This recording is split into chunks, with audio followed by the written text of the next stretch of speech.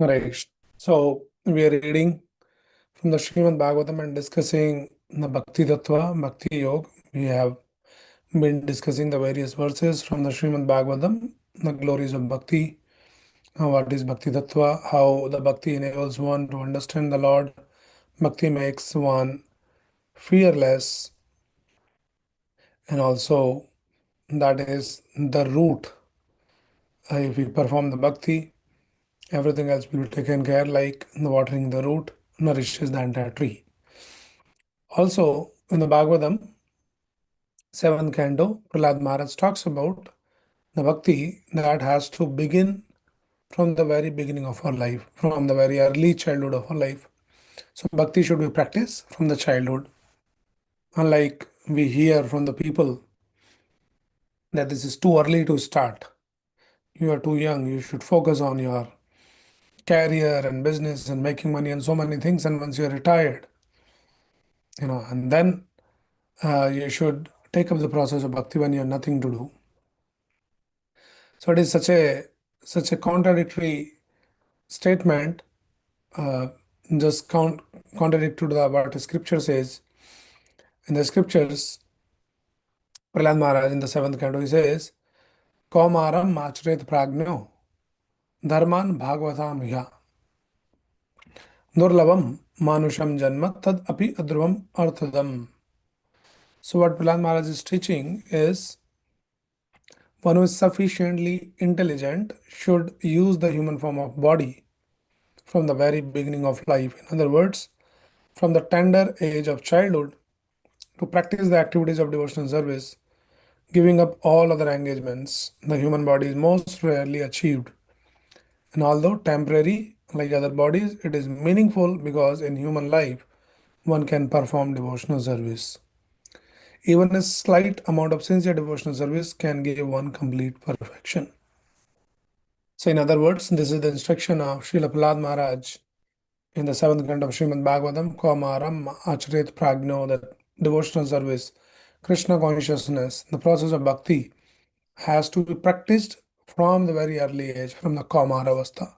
When a child is just 5 year old, that is when the parents should start creating those impressions, start giving the exposure of the various elements and various aspects of bhakti. In some ways, a child can learn by chanting, by hearing the kirtan or some Krishna stories, and whatever different ways by going to temple. But it is very, very important that one create the impression in the very early childhood, and those impressions which are created in the early childhood will remain forever in the child. So this is very important that bhakti, we are talking about the bhakti tattva, it should be practiced in the early stage of life from the childhood. So this is the answer from the Bhagavatam when somebody says that no, this is too early to start, right? And people keep waiting. And they say, no, once you are retired, that is when you should practice. But we should also think about that if you want to offer something to the Lord, it should be fresh. Like if you want to offer a flower, it should be fresh, fragrant, blossom flower, not the flower which is already, shrinked, no fragrance, and it is almost like dead. There's no point of offering that kind of flower. We all understand.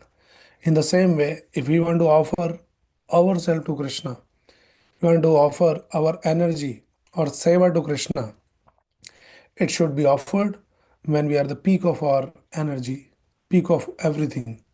Once we are already retired, done with the life, retarded, then what is the point of offering ourselves? We will become burden. So we should, in a very early age, when we are young, energetic, enthusiastic, that is when one should try to practice. And those impressions, we have many stories, like Prahlad Maharaj itself is an example of those impressions. In fact, not in this early age, but even before his birth, those impressions were being created. Prahlad Maharaj, we all know the story when this Hiranyakashipu, he wanted to take the revenge against the Supreme Lord because Lord Vishnu, he killed his brother Hiranyaksha. So this Hiranyakashipu was furious and he wanted to take the revenge against the Supreme Lord. So then he thought, okay, let me just get some power. He went for austerities in the mountains and engaged himself in performing severe austerities. Severe austerities. And because of the dint of his austerities, all the demigods, the Devas, they became a little concerned that he is already powerful demon. Now he's doing all these austerities, and then he'll become even more powerful. And the demons, when they become powerful and more powerful, they create the chaos. They create the disturbance in the society. So all the Devas being concerned, they approached Brahmaji that you should do something about it. So what happened? That they said, okay, we have to do. He is now sitting doing some meditation. We have to disrupt his meditation. So the two demigods were sent there where he was doing his meditation in the form of two birds. And they came and then sat on the top of the tree where he was sitting. And in a very sharp voice, these birds started chanting the name Om Namo Narayanaya. Like that, they're constantly chanting Om Namo Narayanaya. Now, this Hiranyakashipu is sitting in the forest, spitting of silence, and is trying to meditate. But now this very sharp voice of someone is coming and chanting the name of his enemy, Narayana, Narayana. So he said, what is this sound and who chanting all this? And constantly chanting.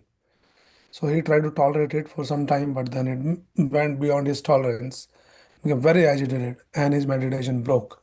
He opened his eyes and he says, these birds, why they're sitting here and disturbing? He became furious and he started just, trying to kill them, shooting the arrow or something like that. But this bird, they done their job, they flew away. And he became very, very agitated. His mind was disturbed, angry. He got disturbed. And in that disturbance, he came back home, right?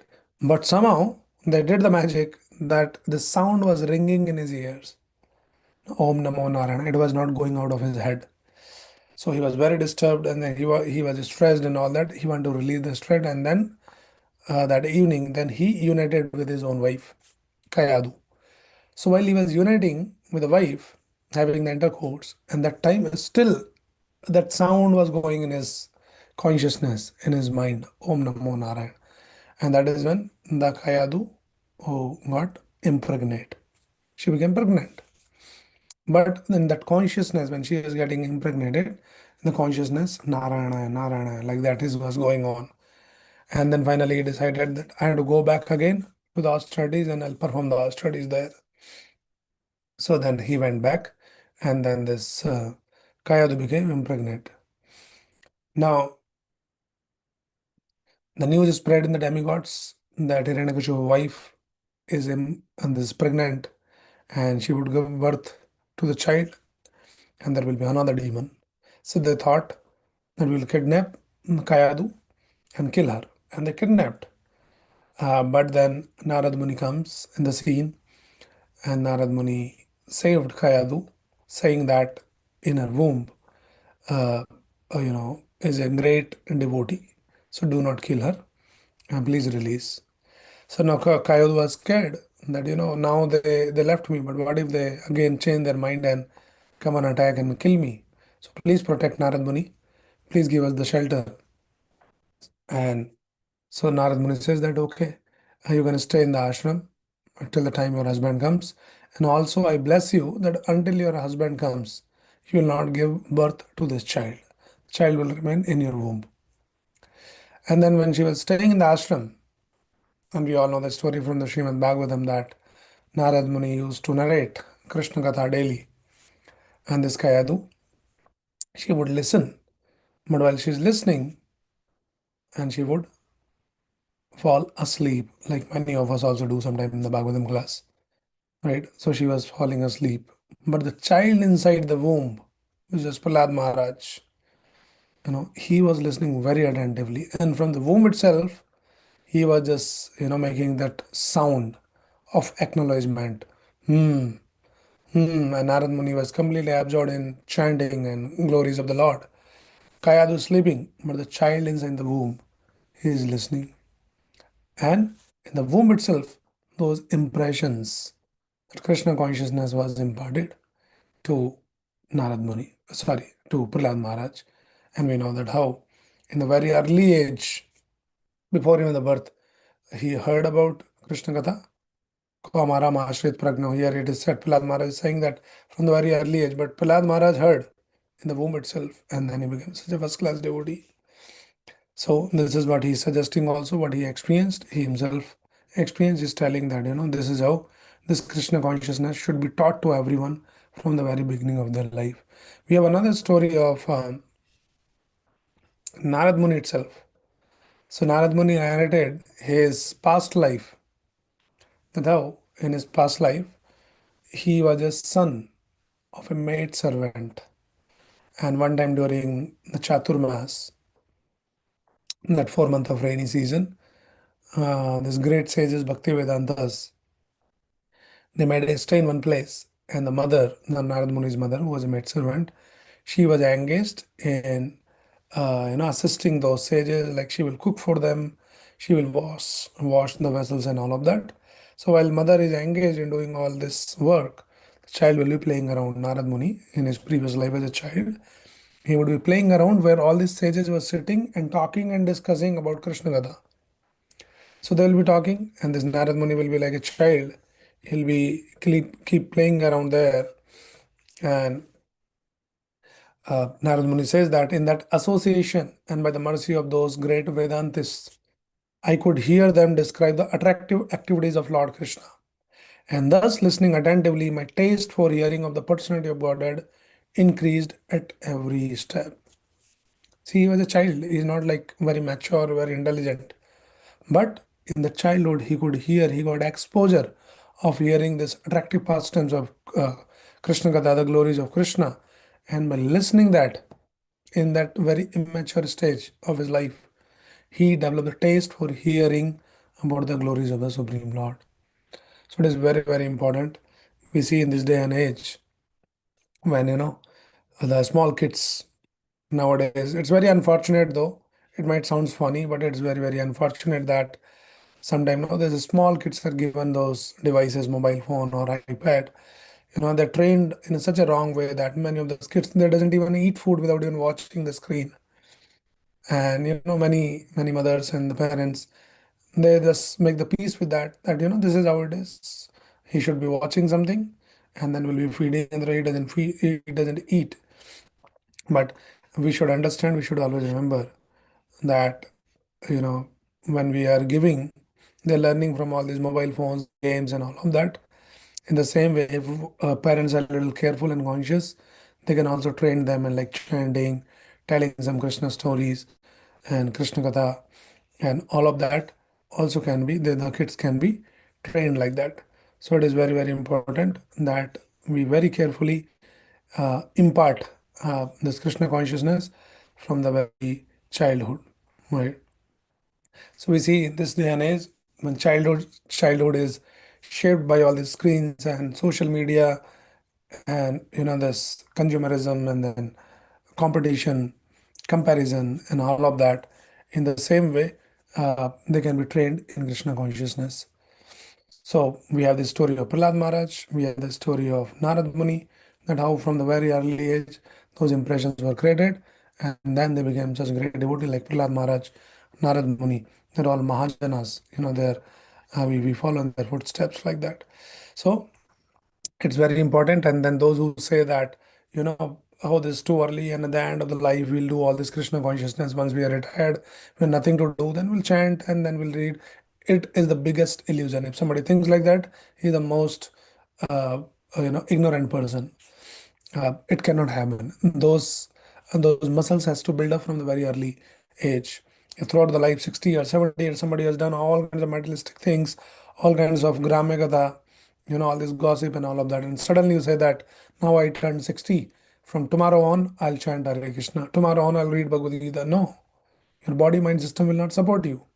So it has to be practiced from the very beginning. Kaumaram achret pragna. We should not waste our human form of life. We should not wait till the end of our life. Prahlad Maharaj explains The typical lifeline or lifetime of a common man is, he says that somebody who lives like, say, lifespan of 100 years. So in that, almost like 50 years are lost in sleep. Sleep, night sleep, laziness, sometimes unconscious, you're just lazing around and all of that. So huge portion of life disappears unknowingly, almost like 50% of life. And then he says childhood and teenage years they lost in play. Another 10, 20 years. Till 20 years we're immature, we just keep playing sometime, that with the toys, sometime with the mobiles and the games and so many things. 10, 20 years are gone in that. And then adult life goes in making money and taking care of the family and with all the anxieties and all of that. And then comes the old age, right? And in the old age is lost in weakness and regret. And this is the typical life of a common man. And they just keep waiting only. That one day will start. When you will start? Today is the day to start for ourselves and most importantly to our kids. And now we see in this day and age the kids are becoming mature so early, you know, at the 5 and 6, and they start talking all kinds of big, big things. So it is very imperative that we should start this imparting this knowledge from the very beginning of their life. And that is why we have many, many programs in our temple also, like Sunday school, starts with the age of 3. Kids come, small kids, nicely, they have fun and they learn a lot of things, a lot of values. So it is very, very important. So bhakti should be practiced from the very early age. So here it is said, Kaumaram Ashrit Pragno Dharman Bhagavatamiha. From the very beginning, at the age of 5, one should start practicing bhakti. Do not wait, do not waste the time. uh, it's already late. So those who are thinking, no, I'll start tomorrow, I'll start next year, I'll start after summer vacations, something. Please do not waste time. Start now. If you're not started chanting, please start chanting today. It's not late. It's 9:20 p.m. You can still chant one round. If you're not chanted your round today. So please, take this opportunity, this human form of life. Uh, Prahlad Maharaj is saying, Durlabam Manusham Janma. It's a very, very rare opportunity. So we should take the full advantage. And as we have been telling that this Purushottam month, very, very auspicious month. So that should give us more inspiration to start if we are not started. If we are already doing, then do more and bring more quality, more intensity. Okay, so this is the verse today. We are reading the Bhakti Tattva. So Bhakti should be practiced from the early childhood. Okay, so let's stop with this. Thank you everyone. Hare Krishna. We'll read one more verse tomorrow.